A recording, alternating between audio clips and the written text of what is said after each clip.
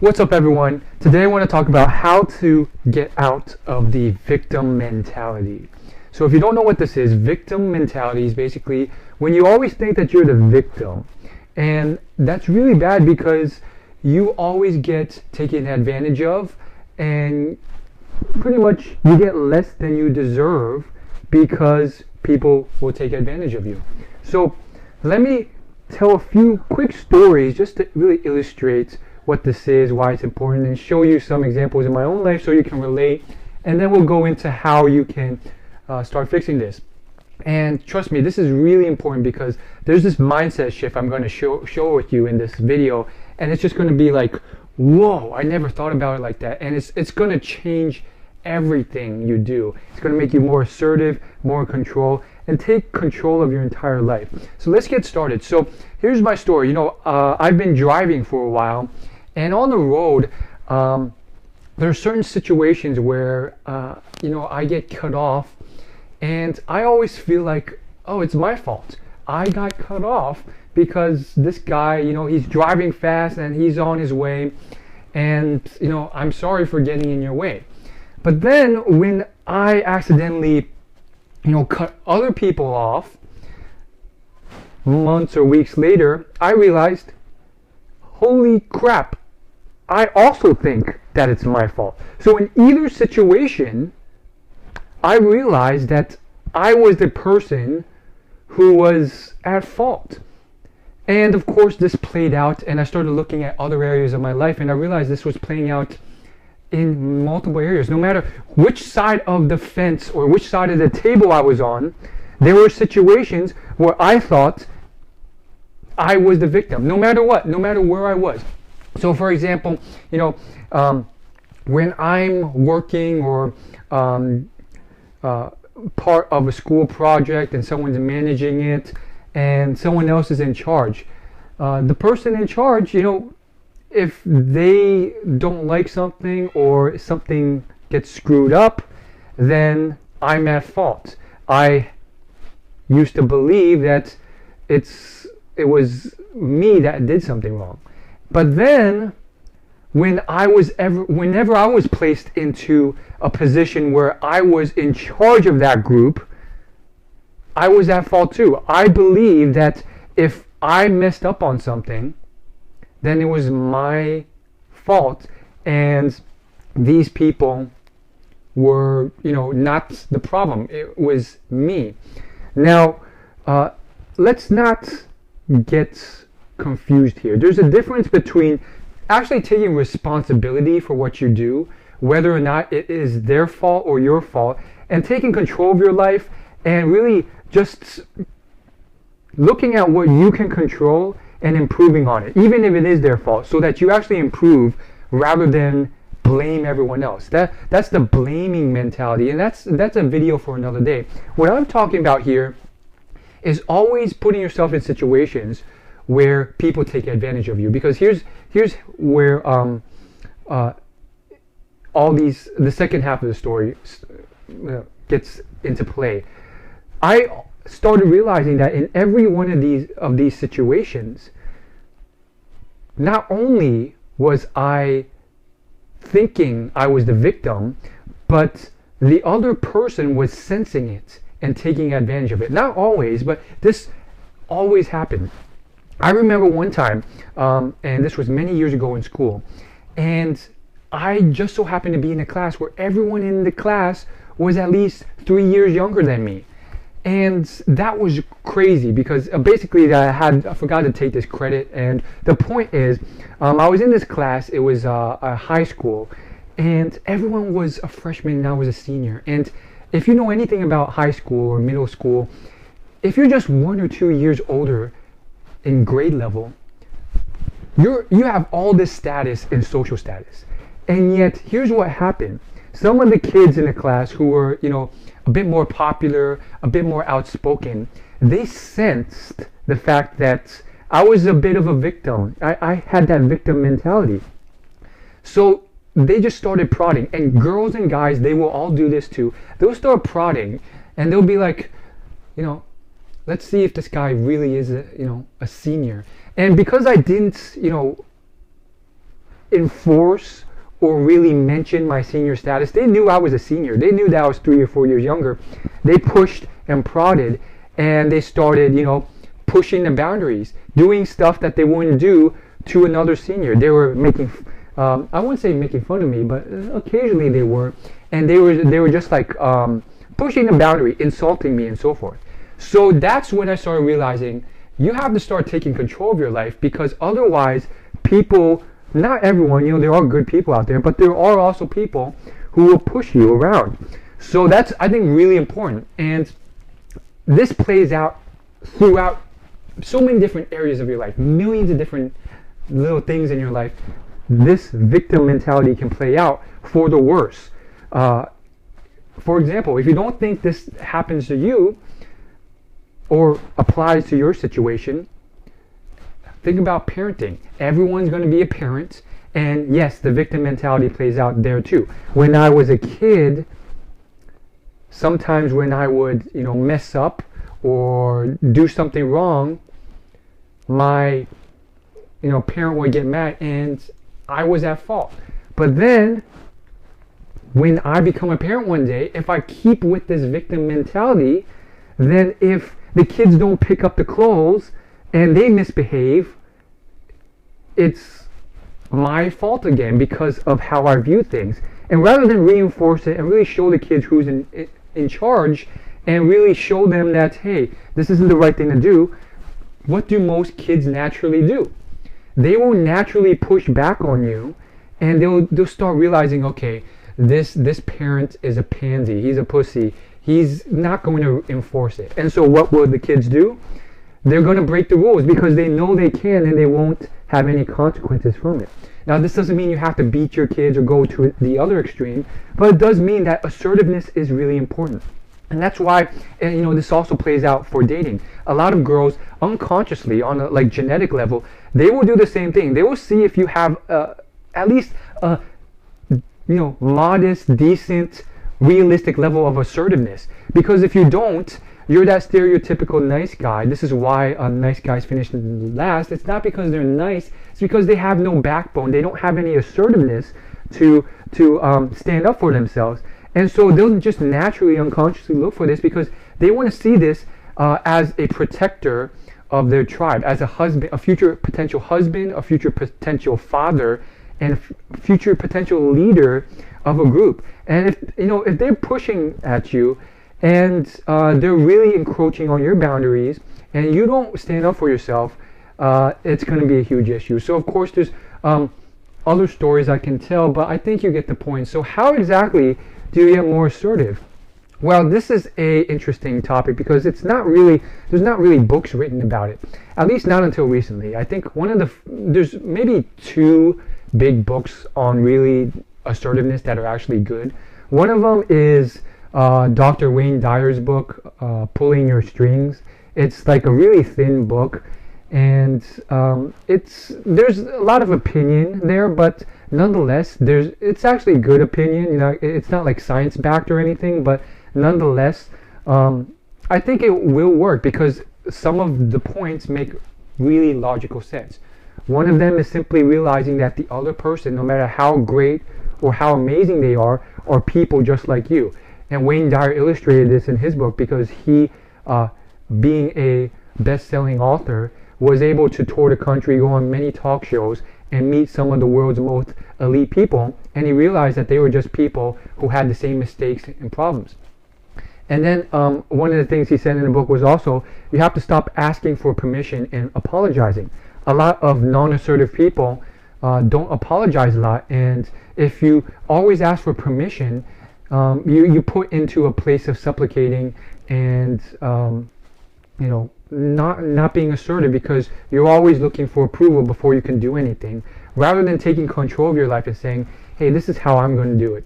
So that's some of the stuff Wayne Dyer says. Of course, if you want to read his short book, you can.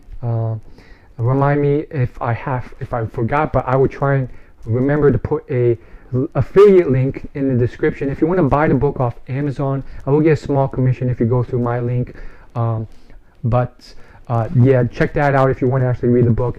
A second thing that you can do is read the book Mate Become the Man Women Want. Now this one is of course it's a science-backed dating book with all this like evolutionary science behind it, and of course it's focused on men, but of course if you just go to the chapter on assertiveness, I think women can also take a lot from this. But nonetheless, the book lists a bunch of techniques, or they're not techniques or tactics, they're really just activities you can do to be more assertive. One of them would be to start going to martial arts class. Now I think maybe it's a bit off, but I have been like testing this out and trying it out. I've taken a couple martial arts classes, and I think the whole premise behind it is that if you know that you can physically take a confrontation, you have actual competence to back up your confidence, and it will give you the confidence to actually be like, no, it will actually allow you to be courageous enough to say no or challenge someone's authority or disagree. Does that work? I think in certain situations it does, but again, I'm still testing it out myself in practice to see if it actually works, and I do think there's a certain realm of truth to it.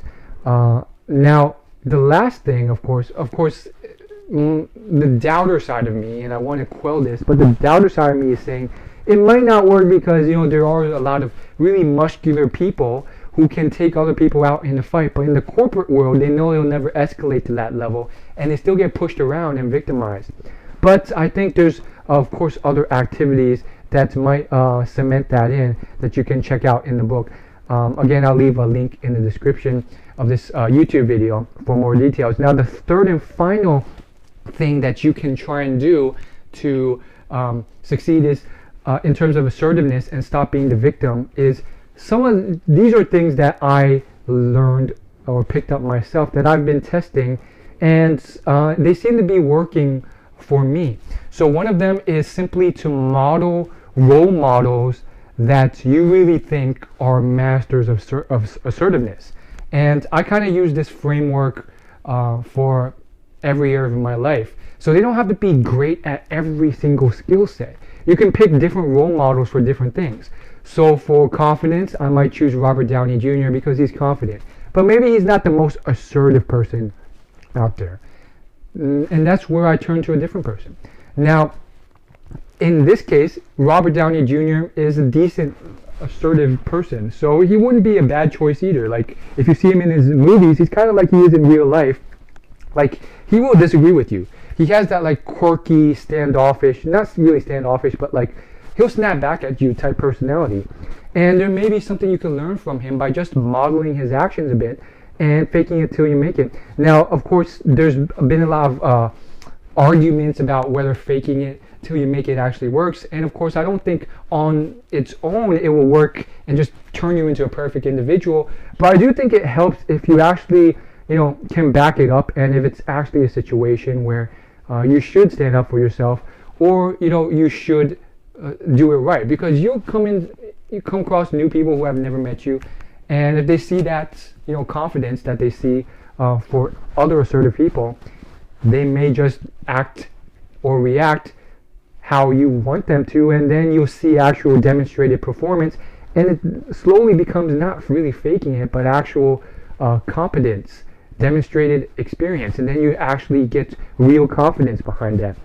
So faking it till you make it can actually work to a certain extent if you pile it together with all these other things. Now, the one person I really currently really like to model for assertiveness and not having a victim mentality is this guy whose name is Frank Kern. And I recently heard about him, and I've only seen like maybe several videos by him, but even in that short time, he definitely strikes me as this person with this personality type who he does not at all get victimized. He's really in control of his life, and if he were to ever get into a victim situation, he would be kind of like, he would turn it into like almost a judo or tai chi technique where he'll pretend to be the victim only to turn you into the victim. Kind of like an Inception paradox type situation. Kind of like the Joker in Suicide Squad, that film. It's kind of like that type of personality. Now, you don't have to take it to that extreme, But it really does make you think. Like this is the type of guy, and maybe I'm just reading too much into this guy. Maybe he's not actually like this. But the point is, that type of role model image could help you if you try and model that a bit, because these are people who will not become victims because they are the ones in control. Like if the Joker is on the highway, he's going to cut other people off and then blame them. And of course, you don't want to have to take it to that extreme and be so offensive, but it may help you to at least move towards the right direction, especially if you're on the opposite side of the extreme and you're very meek and timid, or you get victimized often.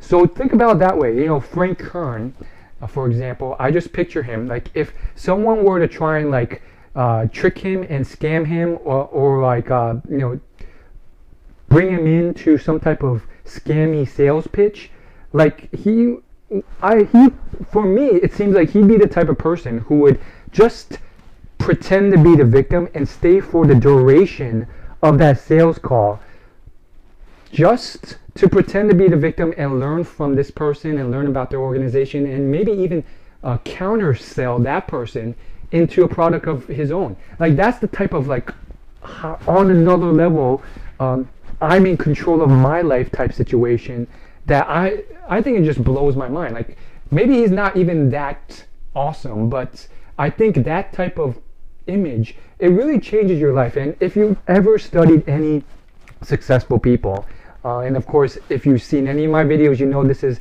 been going on for years. I study successful people all the time.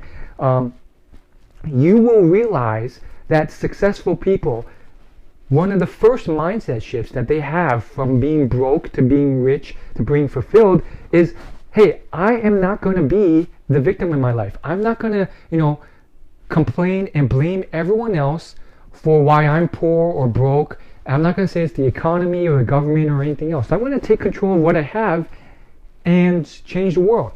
And now the final thing I think that I picked up on my own is that I think maybe the book may have discussed this too. Maybe they inspired me, or maybe I got this from them. But the point is, another tip that might help you is look back into your history and understand why you have that victim mentality. For a lot of people, that comes from our past. Maybe it's an extreme situation. Maybe you were molested physically and emotionally as a child, and in that situation, because you were young and frail, you had no control of your life. So you brought that into adulthood. Or maybe it was less extreme. Maybe you were just like constantly yelled at by your parents, or some bully in school took advantage of you and you couldn't do anything about it, and it screwed over your grades and whatever else. But those things are, you know, brought into adulthood when it's a new environment, when that isn't true anymore. It's called the ugly duckling syndrome.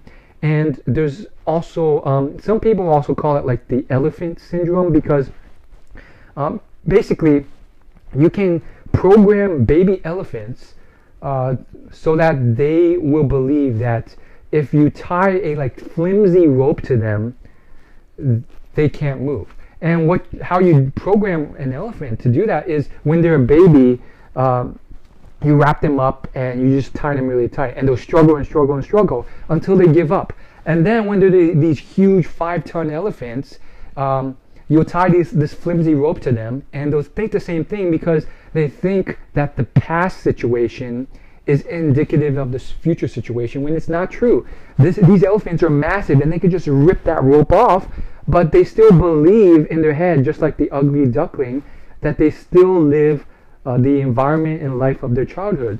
So look into your past, and it might be painful, but if you can do that and really come to terms, forgive yourself, it will relieve you of past trauma that still haunts you, and then you can remove the victim mentality and take control of your life, and then, you know, slowly move towards the role model or the level of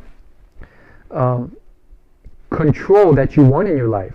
So it's as simple as that. Just, you know, look at some role models, look into your past a bit, maybe take up some martial arts, maybe, you know, hang around more assertive people. That's a huge one. and it'll slowly start rubbing off on you. And for me, again, just to remind you guys, I'm not raining this advice down like some expert who has achieved everything. It is simply me who are, just like you, are struggling with similar topics. And I'm simply, a little bit further along in research and a little bit further along in practice, arguably, and sharing the insights I've learned so I can help you along my journey as well. And so for me, I think, I still definitely come across these instances where I'm in a victim mentality, and I just got to think, what would Robert Downey Jr. do in this situation? Oh, he'd laugh it off. He's in control. Or what would Frank Kern do? Or whoever you choose. Maybe it's Oprah Winfrey for you, or I don't know, Hillary Clinton, or whoever else. Who is your role model? Maybe it's just not someone famous, your mother or your relative or your uncle. Who is it for you? And then just, you don't have to be that personality immediately, because you're your own person, but slowly move towards it and use those other tactics. And for me, I think, let me just end on this note. Here's another story. So sometimes I'll get into these situations where I'm talking one-on-one with some other person, and that person, he's saying stuff, or he just gets into a situation where he's pushing your buttons, not intentionally sometimes, but he's trying to have his way with you, and he's in charge. And sometimes, and it doesn't happen often, I will be in that situation again, and I'll be like, oh my goodness, what do I do? And sometimes I would recoil into that victim mentality. But then I'll think to myself, okay, I think for me what works best is that extreme view, because maybe it's just because I'm on the other extreme. And I'll think of someone like Frank Kern, where these people, they don't get manipulated. They don't become the victim, no matter what, no matter how extreme the victim situation is. And so when I find myself in these tougher victim environments, I just think to myself, well, what would Frank Kern do? Well, he'd make it appear like he was a victim. He would even pretend to be the victim, and then this other guy would be like, yes, I have this guy, completely under my control. And then he'll pull a little Tai Chi judo move in a very slick, socially intelligent way, butter this guy up, and compliment this person, and then try and sell that person and make money from that person by selling his products as a salesperson. And it's like this complete 180 reverse, and that might just be like too much for your brain to handle. And I might not find myself in that type of situation, but it really shows you this mentality of like, when you see personalities like that, you realize there's a lot more options than you think. Hopefully this helped. Hopefully it wasn't too abstract in theory, and I actually showed you some like practical ways of actually putting this into practice. And I'll see you in the next video. Go ahead and hit the subscribe button, and I will see you next week in next week's video.